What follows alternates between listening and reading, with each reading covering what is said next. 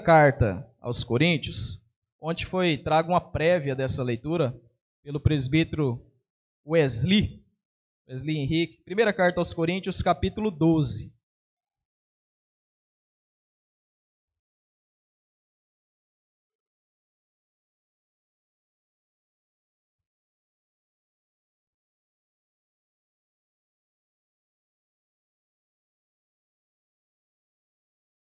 Primeiro aos Coríntios, capítulo 12. Nós iremos trabalhar do versículo 12 ao versículo 27. Todavia, para otimizarmos o tempo, eu quero fazer essa primeira leitura, no versículo 27 apenas. E à medida em que nós formos tratando aqui dos assuntos, nós iremos lendo algumas outras partes a partir do versículo 12. Versículo 27, que diz assim: Ora, vocês são o corpo de Cristo, e cada um de vocês, individualmente, é membro desse corpo. Vocês são o corpo de Cristo, e cada um de vocês, individualmente, é membro desse corpo. Aqui está tratando sobre a igreja de Cristo, a igreja do Senhor. A igreja, ela é o corpo de Cristo. E é o próprio Deus, Deus Pai, quem forma este corpo. É Ele que dá forma a este corpo. É Ele que vai colocando cada membro no seu devido lugar, nesse grande corpo que é o corpo místico de Cristo. É Ele quem elege o seu povo e é Ele quem chama esse povo de forma eficaz. Isso se dá por meio da palavra, por meio da pregação do Evangelho. Esse chamamento é por intermédio da anunciação das boas novas. Então ele vai chamando um após outro, de forma eficaz, para também fazer parte da sua igreja.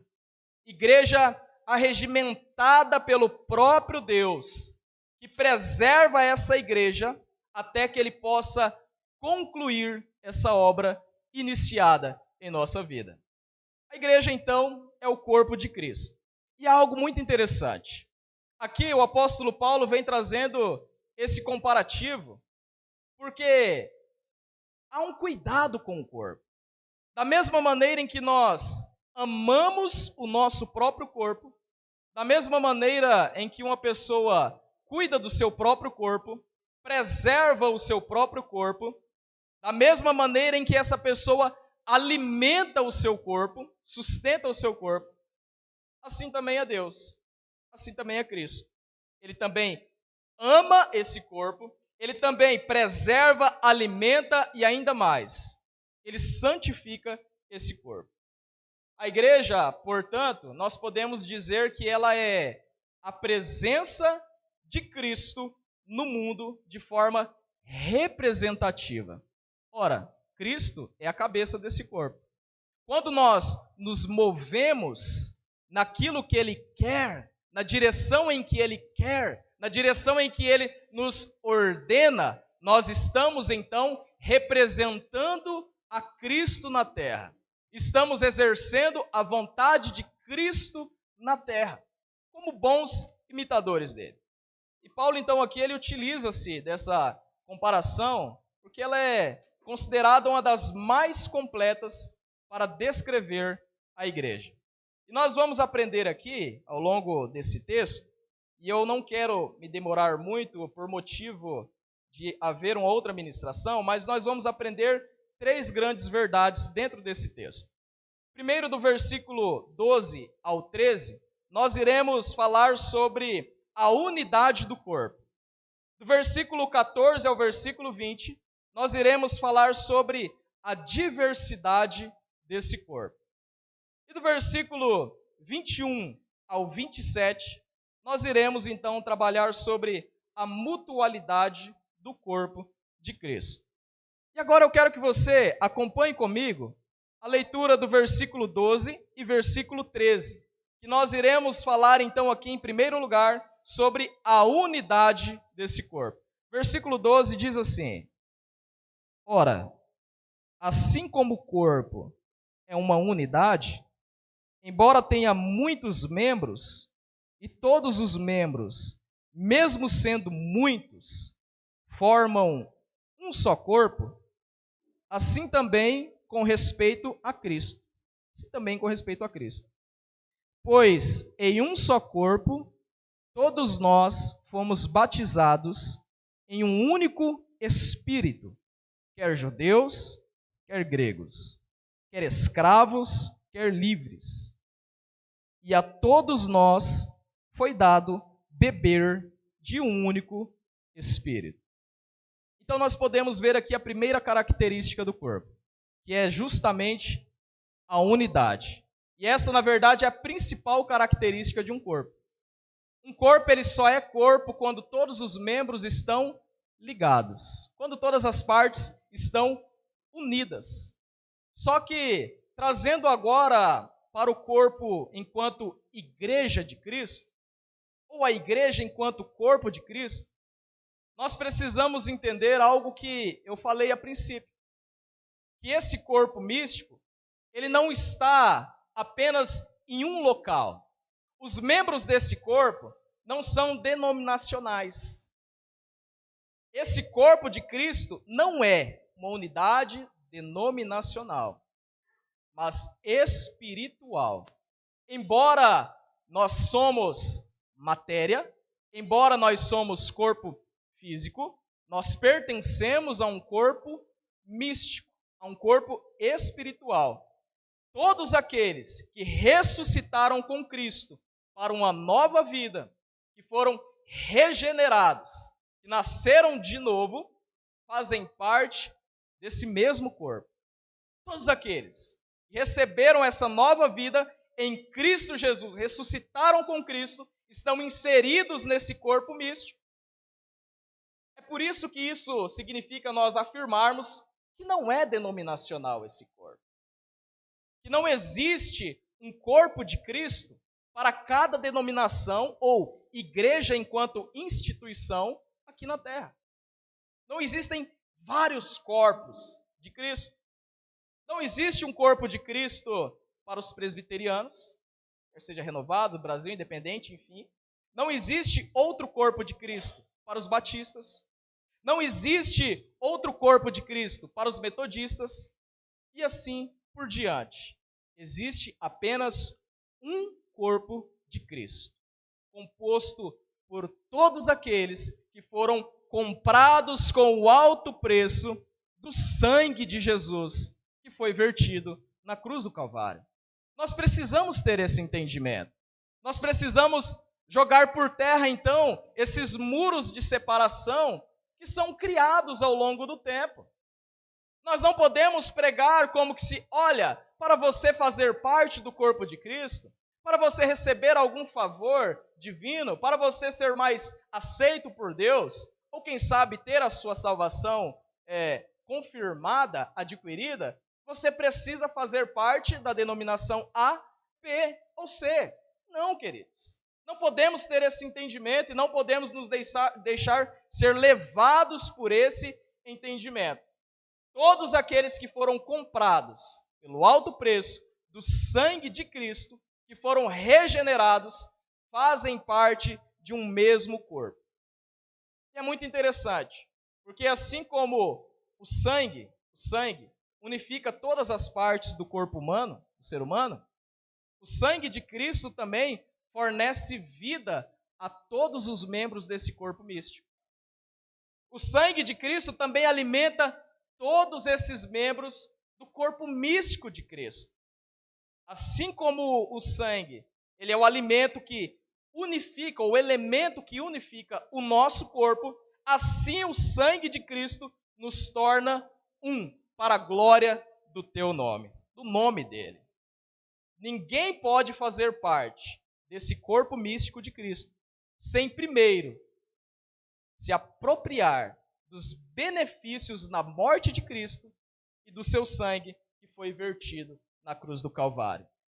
Só que além do sangue, além da necessidade do sangue de Cristo, para nós sermos unificados, vivermos essa unidade, nós precisamos também da presença do Espírito Santo. precisamos da ação do Espírito Santo na nossa vida também. Individualmente, cada um de nós precisa ser tocado pelo Espírito Santo. Veja que a obra redentiva, ela é executada pelas três pessoas da Trindade. Enquanto o Pai, autor da redenção, o Filho, aquele que vai executar o projeto de redenção, mas o Espírito Santo, aquele que aplica a redenção nos corações. Aquele que toca no coração do pecador. Aquele que convence o pecador do pecado, da justiça e do juízo. Além do sangue, então, o que mantém a unidade do corpo de Cristo é o Espírito Santo. Veja que no versículo 13 o apóstolo Paulo diz isso: pois em um só corpo todos nós fomos batizados em um único Espírito. Todos nós fomos batizados em um único Espírito, o Espírito Santo de Deus. O Espírito Santo de Deus é quem nos enxerta no corpo. É aquele que te introduziu nesse corpo. É aquele quem regenerou a sua vida, a minha vida. É aquele quem mudou a nossa vida e converteu o nosso coração a Cristo, a desejar a Cristo, a desejar as coisas de Cristo, a palavra de Deus. Não há unidade fora do Espírito Santo. Aqueles que negam o Espírito Santo, deveras não fazem parte desse corpo místico de Cristo. Aqueles que não consideram a ação magnífica do Espírito Santo, não estão inseridos ou enxertados nesse corpo místico de Cristo. Só que também não existe unidade sem a verdade. Assim como precisamos do sangue de Cristo, assim como dependemos da presença do Espírito Santo, precisamos também da verdade. Precisamos também estar alicerçados na verdade, a palavra. A palavra de Deus é a verdade. As Escrituras Sagradas é a verdade. Por isso que, se alguém se aborrece com o que aqui está escrito e que é pregado, podemos afirmar com toda certeza que esse alguém não pertence e nunca pertenceu ao corpo de Cristo. Se alguém não ama a verdade, se alguém aborrece a palavra de Deus, esse alguém não está inserido no corpo de Cristo. Ele pode ser um convencido, mas não um convertido. Ele pode estar vivendo, e com certeza, uma vida de aparência. Pode ser um cristão nominal, mas não um cristão prático. Pode estar junto com os membros, convivendo com os membros, cultuando junto com os membros, mas não é um membro. Pode estar convivendo próximo dos membros, mas nunca foi um membro do corpo de Cristo. Steven Lawson vai dizer: muitos chegaram à igreja, mas nunca chegaram a Cristo. Nem todos aqueles que participam de liturgias culticas, nem todos aqueles que frequentam uma denominação, uma instituição religiosa, chegaram a Cristo. De fato, foram inseridos no corpo de Cristo. De fato, fazem parte desse corpo místico de Cristo. É impossível ser um com alguém que ainda não nasceu de novo e não foi introduzido no corpo de Cristo. Só faz parte do corpo de Cristo, só fazem parte desse corpo místico de Cristo aqueles que foram alcançados pelo sangue, pelo Espírito Santo e pela verdade, que é a palavra de Deus. Em segundo lugar, nós veremos aqui Paulo falando então sobre a diversidade desse corpo. Versículo 14 ao versículo 20, acompanha comigo a leitura, que diz assim: o corpo não é feito de um só membro, mas de muitos. Se o pé disser, porque não sou mão, não pertence ao corpo, nem por isso deixa de fazer parte do corpo. E se o ouvido disser, porque não sou olho, não pertenço ao corpo, nem por isso deixa de fazer parte do corpo. Se todo o corpo fosse olho, onde estaria a audição? Se todo o corpo fosse ouvido, onde estaria o olfato? De fato, Deus dispôs cada um dos membros no corpo segundo a sua vontade. Se todos fossem um só membro, onde estaria o corpo? Assim, há muitos membros, mas um só corpo. O que faz o corpo ser funcional é justamente o fato de ter todos os membros corretamente distribuídos nesse corpo e todos trabalhando juntos para um bem comum. Todos os membros precisam trabalhar em unidade, mas cada um exercendo a sua função específica. Os membros do corpo, então, eles só são belos quando eles estão distribuídos com proporcionalidade. Cada um ocupando o seu espaço e cooperando com os outros. Veja bem, se num corpo a pessoa tem um nariz avantajado ou que se desenvolve além do normal, esse nariz pode muito bem deformar o corpo. Pode muito bem deformar a aparência. Se o nariz ocupar muito espaço no rosto, a pessoa vai ficar parecendo mais um tucano do que um ser humano, não é verdade? Não vai ficar algo legal. Se um membro quer se sobressair mais do que os outros, não vai ficar um aspecto legal.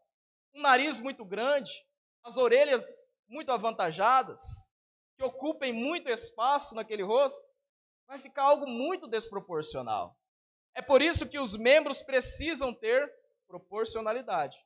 Embora isso aconteça conosco também, né? Ao longo dos anos, alguns vai ficando com a barriga mais avantajada, né? Outros vai ficando, de fato, vai nascendo pelos na onde não deve nascer, quem sabe pelos demais no ouvido, nariz. Essas coisas acontecem, infelizmente. Mas, queridos, a questão aqui é que cada órgão, cada parte, cada membro do corpo, ele precisa ocupar o seu lugar, sem obstruir o lugar do outro. Sem querer tomar de conta do lugar do outro. Sem querer ofuscar o outro. Sem querer exercer uma função que não a dele. Mas exercendo apenas aquilo para o qual ele foi criado. Para o qual ele foi inserido a exercer. O olho, por exemplo, é um órgão que, além de bonito, é importantíssimo no corpo. Não é verdade? Os olhos são importantíssimos no corpo. Mas você já imaginou uma cabeça com vários olhos? Ou apenas com olhos? Ou com um olho gigante demais? Ia parecer um monstro. Ia parecer uma aberração. Algo incomum. E é o que Paulo está falando aqui no versículo 17. Porque ele diz assim: se todo o corpo fosse olho, onde estaria o ouvido? Qual que seria o local do ouvido? É por isso que a beleza do corpo está em sua diversidade e na sua proporcionalidade. Cada membro inserido no local correto, na proporção correta, exercendo a função correta. O corpo precisa ter essas diversas funções dos membros para sobreviver. Senão ele não sobrevive. Cada órgão, cada parte é importante demais. Imagine você numa manhã como essa. Você está diante de uma mesa repleta de alimentos. De repente você vê lá, quem sabe, um pedaço de pizza.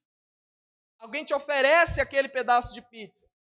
O seu olho vê, se encanta com aquele pedaço de pizza. Ou com aquele alimento que você gosta demais. Mas não basta apenas o seu olho enxergar aquilo. Não basta apenas o seu olho ver aquilo. Você precisa pegar aquilo. Você precisa da sua mão para pegar aquilo. Mas você precisa também da sua boca e dos seus dentes para morder aquilo. Você precisa da sua língua, enfim. Você vai precisar de todos os seus órgãos digestivos, todo o seu sistema digestivo trabalhando em perfeita harmonia para que você consiga se alimentar daquele pedaço de pizza, daquela fatia de pizza. Assim também é a igreja. Por isso que essa comparação, ela é a mais completa para definir a igreja, enquanto unida com Cristo, enquanto fazendo parte dessa família mística, enquanto inserida nesse corpo místico de Cristo. Nós precisamos também ser assim. Nós, como corpo, precisamos trabalhar em perfeita harmonia. Não podemos deixar que as divergências e as diferenças nos atrapalhem nesse trabalho, nos atrapalhem na nossa caminhada. Nós precisamos ter harmonia para que as coisas caminhem e ocorram bem, da maneira que deve ser. Se você até hoje não entendeu qual que é o seu propósito no corpo de Cristo, que membro você é, o que você precisa exercer, busque a Deus. Busque direcionamento de Deus. Peça a Deus que te oriente, mas busque também o seu líder, o pastor, para que ele possa te ajudar nesse sentido, para que você possa se encaixar no local ao qual você foi destinado a estar e a exercer. Qual o seu papel a ser desempenhado na comunidade cristã? O que você deve fazer? A questão é, você precisa fazer algo. Se você de fato é um membro no corpo de Cristo, você não pode ser inválido. Você não pode ser um membro inválido. Você não pode ser uma célula morta no corpo de Cristo. Se você está sendo assim, e permanecer assim, chegará o momento em que você precisará ser amputado. Não queira ser amputado. Não queira ser retirado desse corpo de Cristo. Não fique na inércia. Não fique apenas ocupando espaço. Coopere com o corpo. Faça algo em prol do corpo de Cristo. Só que tem outro problema também. Tem muitas pessoas que, nesse afã de não querer ser inválido, nesse afã de querer ser útil, ela acaba querendo assumir uma posição que não é a dela. Acaba querendo fazer aquilo a qual ela não foi chamada para fazer, para exercer. Não fique brigando por espaço e por função, para querer assumir a função de outro membro no corpo de Cristo. Faça alguma coisa, mas não brigue para fazer aquilo que outro está fazendo, que outro deve fazer. Efésios 4:2 diz assim: sejam completamente humildes e dóceis, e sejam pacientes, suportando uns aos outros com amor. Isso aqui quer dizer o quê? Ajudando uns aos outros, cooperando uns com os outros. Veja o exemplo de Moisés, Arão e Hur. Quando o exército israelita estava ali fazendo guerra contra os amalequitas, as mãos de Moisés precisavam ficar erguidas para que o exército de Israel prevalecesse. Só que ele não estava conseguindo sozinho manter as mãos unidas. E ele precisou ali do suporte, da ajuda de Arão e Hur, para manter os braços erguidos, para que assim o exército de Israel pudesse prevalecer. Ele precisou desse suporte. Ele precisou dessa ajuda. Assim nós, como membros do corpo de Cristo, precisamos trabalhar em prol do benefício dos outros membros também. Não podemos ser egoístas. Não podemos pensar apenas no nosso próprio benefício. Se nós fazemos parte de um corpo, nós precisamos pensar em todo o corpo. Não apenas em nós, que somos um membro do corpo. Nós temos a importância, mas todos os outros membros também têm a sua importância. Veja que a mesma mão que lava a outra é a mesma mão que escova os dentes também. Veja que a mesma mão que escova os dentes é a mesma mão que lava o rosto também. A mesma mão que lava esse rosto esfrega todas as demais partes desse corpo. Assim nós precisamos ser, ajudando uns aos outros nessa caminhada. O problema é que tem muitos que eles querem ser independentes dos outros. Tem muitos que agem de forma egoísta, querem tudo da sua maneira. Querem que todas as coisas sejam feitas da maneira em que ela estabeleceu, que ela determinou, que ela acha, vive de achismos, e ela acha que é o melhor. Vive o lema do vem a mim e não a nós.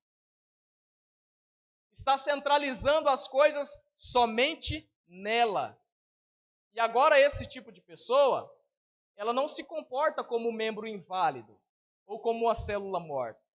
Ela se comporta como uma célula cancerígena do corpo, querendo destruir todos os demais membros do corpo, querendo corroer todos os demais integrantes desse corpo. Por quê? Por que ela age assim? Por que ela se comporta assim? Porque ela ainda não entendeu qual que é o seu propósito no corpo. Em estudos antropológicos, nós entendemos justamente isso. Qual que é a finalidade do ser humano? Qual que é a finalidade do homem e da mulher? Enquanto criatura de Deus, enquanto criação de Deus. E a resposta objetiva para essa questão para essa indagação todos foram criados para a glória de Deus, para o louvor do nome de Deus. Cada membro tem o seu devido valor na medida em que está inserido no corpo de Cristo e na proporção em que ele trabalha para o bem comum desse corpo. Precisamos pensar assim. Precisamos ter essa mentalidade enquanto membros desse corpo místico de Cristo. E agora aqui, nós entramos nessa terceira parte, que fala sobre a mutualidade do corpo. Versículo 21, irei ler até o 26, que diz assim: o olho não pode dizer à mão, não preciso de você. Nem a cabeça pode dizer aos pés, não preciso de vocês. Ao contrário, os membros do corpo que parecem mais fracos são indispensáveis, e os membros que pensamos serem menos honrosos, tratamos com especial honra. E os membros que em nós são indecorosos, são tratados em decoro especial. Enquanto os que em nós são decorosos, não precisam ser tratados de maneira especial. Mas Deus estruturou o corpo, dando maior honra aos membros que dela tinham falta, a fim de que não haja divisão no corpo, mas sim que todos os membros tenham igual cuidado uns pelos outros. Quando um membro sofre, todos os outros sofrem com ele. Quando um membro é honrado, todos os outros se alegram com ele. O que quer dizer? Os membros desse corpo, ou dessa igreja universal de Cristo, eles não podem viver em pé de guerra, querendo destruir os demais, querendo ofuscar os demais, ou querendo se mostrar superiores aos outros, melhores do que os outros. E tem membro que ele se comporta como se ele fosse o recrutador do reino de Deus, como se ele fosse aquele com a função de selecionar quem deve pertencer, quem deve fazer ou não, selecionando quem é melhor e quem é pior. Veja que tem aqueles que eles gostam de ficar fazendo essa análise no meio dos membros, entre os membros. Ah, porque fulano de tal é mais legal do que ciclano. Ah, porque ciclano, ele é assim, é assado, é frito, é cozido. Então tchau, ciclano. Você não serve para o corpo de Cristo. Ah, porque esse é melhor do que aquele, é mais bonito do que aquele. Porque esse tem a paia e aquele é fraquinho demais. Ah, porque quando o fulano pega o microfone para falar, eu arrepio todinho. Parece que acontece algo diferente, já fico todo arrepiado.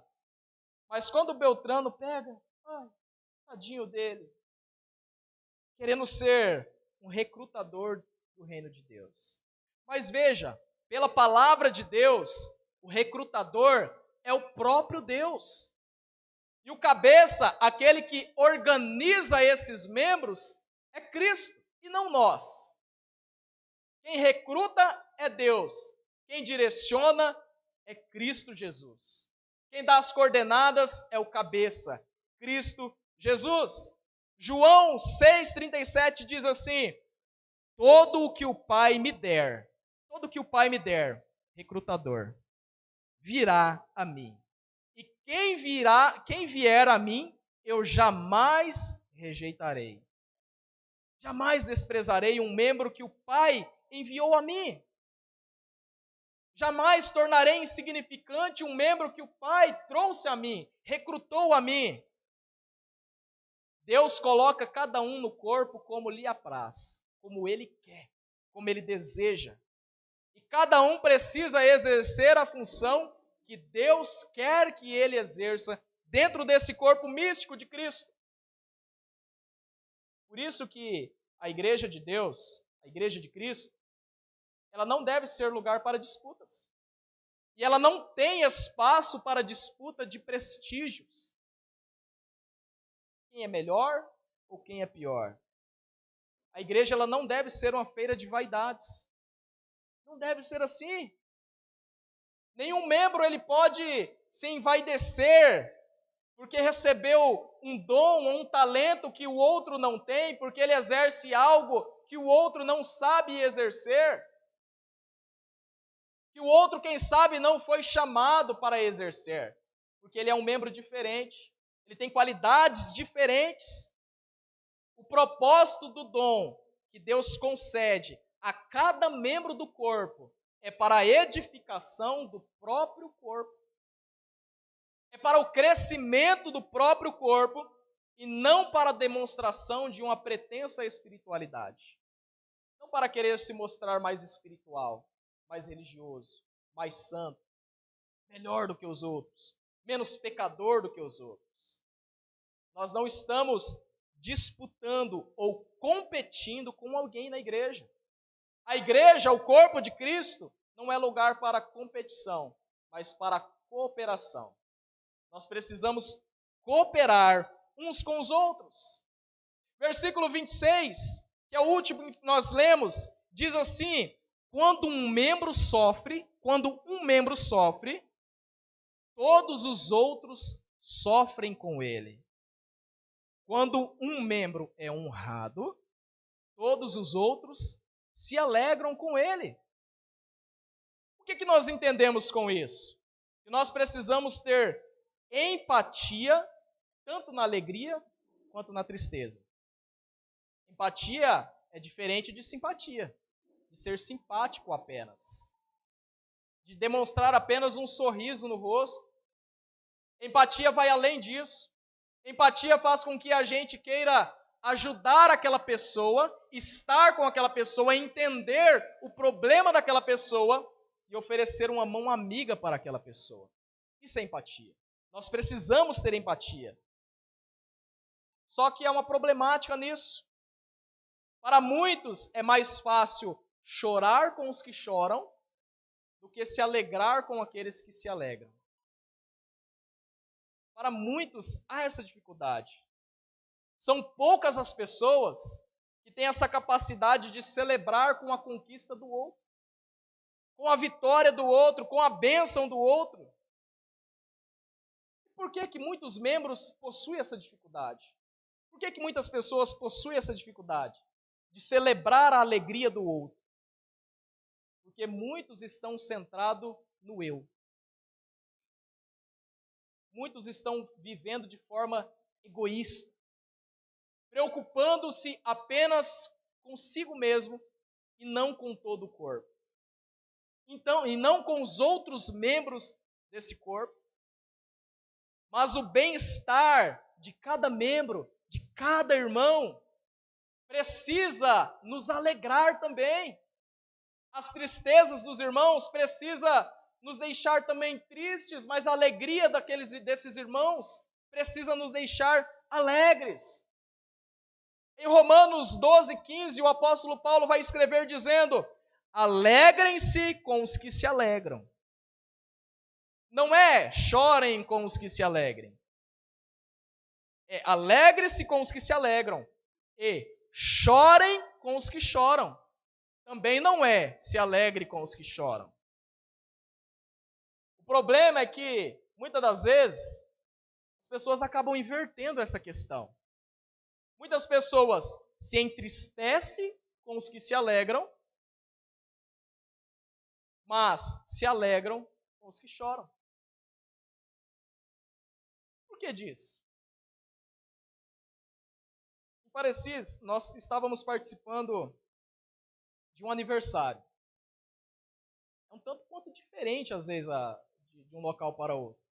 Onde era um aniversário de 15 anos de idade de uma jovem. E ela ganhou uma moto no aniversário de 15 anos. Ganhou uma moto, 0 quilômetro. A prima dela estava tão feliz no aniversário, e celebrando e brincando. A prima dela de 9 ou 10 anos de idade, 9 anos de idade. Quando o pai dessa adolescente de 15 anos apresentou o presente, a moto, a de 9 começou a chorar, porque ela queria também. 9 anos de idade. Aquilo foi motivo de muito sarro também lá. As pessoas deram risada, aí que ela chorou mais ainda. Porque as pessoas estavam rindo daquela situação. Na verdade, uma de 15 anos ganhar uma moto já era algo, já era demais, né? Não era o momento, né, se você for analisar. Mas uma de 9 ficar triste porque ela que queria ganhar também, porque ela queria também. Veja que o pecado, veja que a inveja não tem idade. Veja que o pecado ele está enraizado no coração do ser humano desde o nascimento. Veja, por exemplo, uma criança, o pastor Roberto ele costumava utilizar esses exemplos na igreja e eu vi na prática lá. A pessoa, quando criança ainda, ela fica triste se ela vê que o brinquedo da outra é melhor do que o dela. Tem até um vídeo na internet rolando lá que o carrinho lá, o carro do outro era mais bonitão do que o menininho lá, 2 menininhos. O dele era mais simplesinho, ele largou o dele e queria o bonitão. Ele não queria o dele. E as pessoas são assim. Elas se entristecem com a vitória dos outros, porque ela quer para ela. Se entristece com a alegria dos outros, porque ela acha que a merecedora ou o merecedor é ela e não o outro. Mas muitas das vezes também, as pessoas elas se alegram com a tristeza dos outros. Quem sabe porque ela fala bem assim, bom, as coisas estão ruins para mim, mas pelo menos está pior para fulano. As coisas não estão indo tudo bem na minha vida, mas pelo menos não é só eu, né? Tem alguém que está pior do que eu. Então vou me alegrar, vou me consolar com isso. Pelo menos eu não estou na pior, tem alguém que está pior do que eu. Ou quem sabe a pessoa ela usa da situação para querer se colocar como superior, como melhor. E eu lembro-me daquele caso em que os amigos de Jó, no momento em que Jó estava no pior momento da sua vida, perdeu seus filhos, perdeu seus bens, ali a sua saúde foi afetada também, o seu corpo estava ferido, ele estava triste, angustiado. Aí chegam os amigos de Jó, ao invés de chorar com ele, ficar triste pela situação e consolar ele, trazer palavras de conforto, eles vão chegar e vão dar mais lapada nele ainda. Olha, Jó, você está passando por isso porque você pecou contra Deus. Você fez o que era mal aos olhos de Deus. Você está sofrendo a punição da parte de Deus por causa dos seus pecados. Nós não podemos ser assim. Nós somos convidados a nos alegrar com as conquistas dos irmãos, mas termos misericórdia daqueles que sofrem. A junção de duas palavras. Miséria e cardio. Misericórdia. Ou seja, colocar o nosso coração, os nossos sentimentos, no sofrimento da pessoa que está sofrendo. Se compadecer por ela. Oferecer mão amiga para ela. Se um membro sofre, todo o corpo sofre também. Se um membro é atingido, todo o corpo sente os impactos. Nós precisamos entender, de uma vez por todas, que nós, enquanto corpo de Cristo, nós não estamos num campeonato dentro da igreja. Não estamos disputando quem é mais talentoso. Não estamos disputando quem é mais dotado, quem é mais espiritual, quem é mais usado por Deus, quem tem os melhores dons, os melhores talentos. Nós somos chamados para sermos uma família, para sermos um só corpo, para celebrar as vitórias uns dos outros, mas se compadecer e chorar as tristezas também uns dos outros. Se nós somos membros de um só corpo, desse corpo místico de Cristo, nós precisamos se importar com os outros.